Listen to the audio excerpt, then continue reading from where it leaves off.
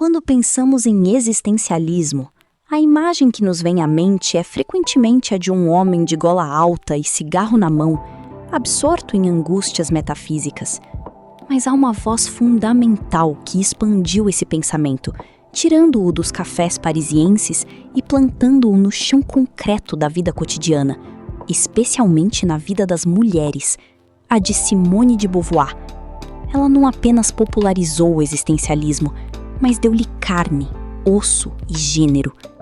Para entendê-la, precisamos antes de tudo compreender a base da qual ela parte, uma premissa tão libertadora quanto aterrorizante. A existência precede a essência. Mas o que isso significa de forma simples? Imagine uma faca. Antes de ela existir, alguém já tinha uma ideia, um projeto, uma essência do que seria uma faca. Lâmina afiada, cabo para segurar, serve para cortar. A essência da faca precede sua existência. Para a maioria das coisas no mundo, é assim que funciona. Com o ser humano, diz o existencialismo, é exatamente o contrário. Nós primeiro somos lançados no mundo, existimos, e só depois, através de nossas escolhas, ações e projetos, é que vamos construindo quem somos, nossa essência. Não há um plano divino, uma natureza humana pré-definida ou um destino biológico que nos determina. Nascemos como um esboço em branco. Essa é a pedra angular do pensamento de Beauvoir.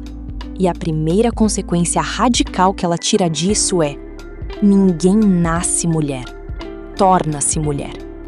Esta frase, que se tornou um dos pilares do feminismo moderno, é uma aplicação direta e genial do princípio existencialista.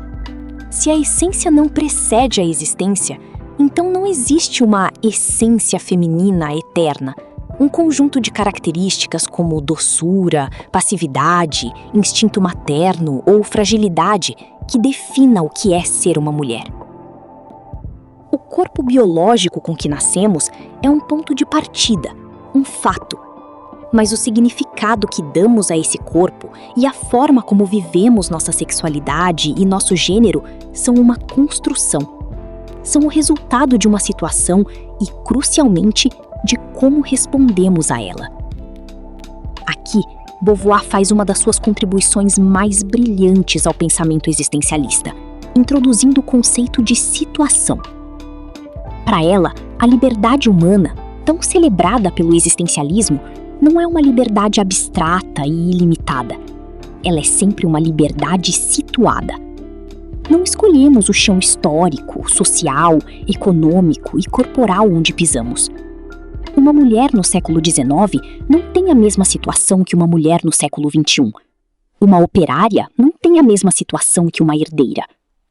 A situação é o pano de fundo contra o qual exercemos nossa liberdade.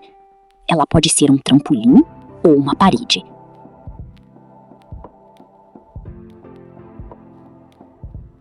E qual é, então, a situação fundamental da mulher no mundo que Beauvoir analisou?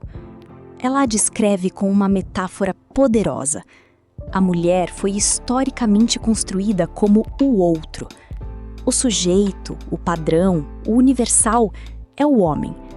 A mulher é definida em relação a ele, o segundo sexo.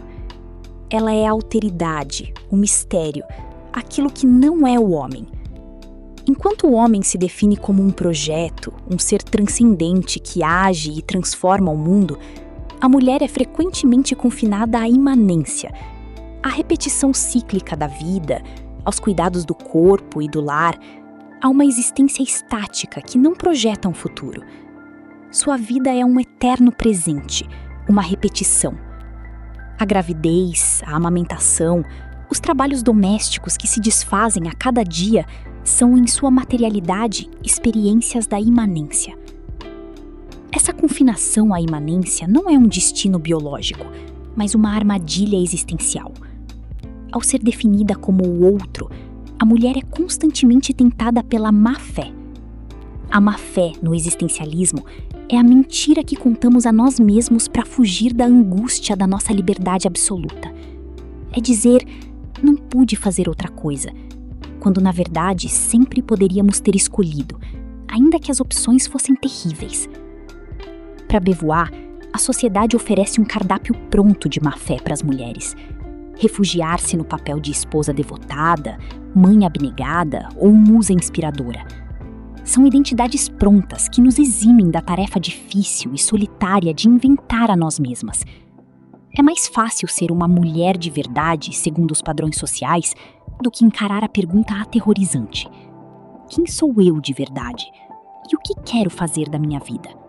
No entanto, é nesse mesmo risco que reside a grandiosidade da sua filosofia.